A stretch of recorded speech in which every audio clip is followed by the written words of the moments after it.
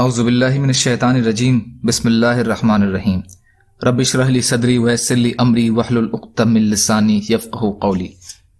ریاض الصالحین دوسرا حصہ، احادیث نبی صلی اللہ علیہ وسلم۔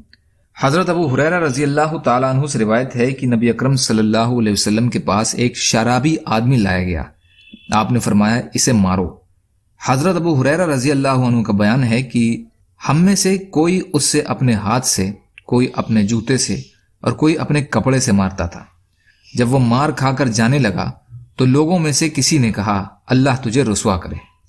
آپ نے فرمایا اس طرح مت کہو، اس کے خلاف شیطان کی مدد مت کرو۔ بخاری شریف۔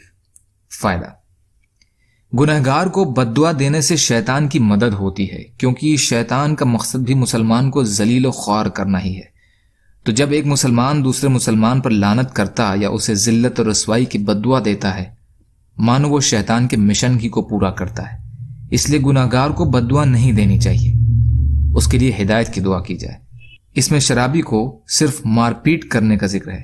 یہ حد کے جاری ہونے سے پہلے کا واقعہ ہے۔ بعد میں نبی صلی اللہ علیہ وسلم نے شراب پینے والے پر 40 کوڑوں کی حد لاگو فرمائی۔ اس لیے راجح مسلک یہی ہے کہ شراب نوشی کی سزا بطور سزا نہیں، بطور حد ہے، اور وہ ہے 40 کوڑے۔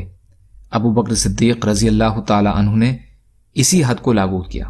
البتہ عمر رضی اللہ تعالی عنہ کے دور میں جب شراب نوشی کا رواج کچھ زیادہ ہو گیا تو عمر رضی اللہ تعالی عنہ نے صحابہ کرام رضی اللہ تعالی عنہ کے مشورے سے 40 کے بجائے 80 کوڑے اس کی سزا کر دی۔ علماء نے کہا ہے کہ حد تو 40 کوڑے کی ہے، البتہ سزا کے طور پر 40 کوڑوں یا اس سے کم یا زیادہ کا حق حاکم اور قاضی کو حاصل ہے۔ حضرت عمر رضی اللہ تعالی عنہ کی یہ اضافہ بھی بطور تعزیر ہی ہے، ورنہ حد میں بھی کمی بیشی کرنے کا حق حاصل نہیں ہے۔ انہی راوی سے روایت ہے کہ میں نے رسول کریم صلی اللہ علیہ وسلم کو فرماتے ہوئے سنا کہ جو شخص اپنے مملوک یعنی غلام اور باندی پر بدکاری کی تہمت لگائے تو قیامت والے دن اس مالک پر حد قائم کی جائے گی، مگر یہ کہ وہ مملوک ایسا ہی ہو جیسا اس نے کہا تھا، پھر مالک پر حد نہیں ہوگی۔ بخاری اور مسلم۔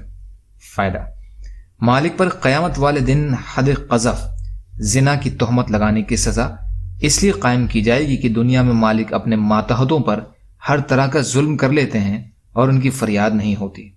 اس لیے اللہ تعالیٰ قیامت والے دن جب کھلا انصاف فرمائیں گے تو اس مظلوم کے ساتھ بھی انصاف کا اہتمام ہوگا، اور جو مالک دنیا میں سزا سے بچے رہے ہوں گے انہیں قیامت والے دن سزا سے دوچار ہونا پڑے گا۔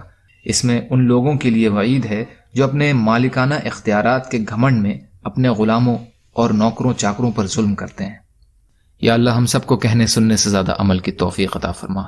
یا اللہ مظلوموں کی مدد فرما، ہم سب کو اپنی استعداد کے بقدر اپنا حق ادا کرنے والا بنا۔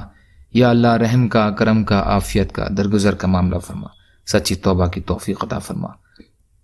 جو پریشان ہیں ان کی پریشانیوں کو دور کر دے، جو بیمار ہیں انہیں شفائے کلی عطا فرما، جو قرض میں ہیں ان کے قرضوں کو ادا کروا دے۔ یا اللہ آپ جیسا بہتر سمجھیں ویسے ہماری حفاظت فرما۔ اللہم انا نجعلک فی نحورہم ونعوذ بک من شرورہم برحمتک یا ارحم الراحمین۔ لا الہ الا اللہ محمد رسول اللہ۔ والسلام علیکم۔